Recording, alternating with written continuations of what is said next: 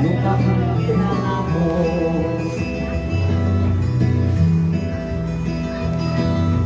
Dati-dati ang mga bukid ay kulay ginto.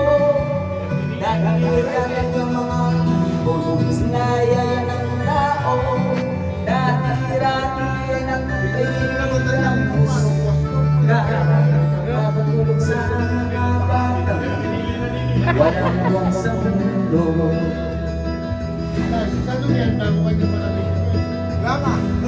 Ngayon ang lupang itinangako ay nagsusumamo.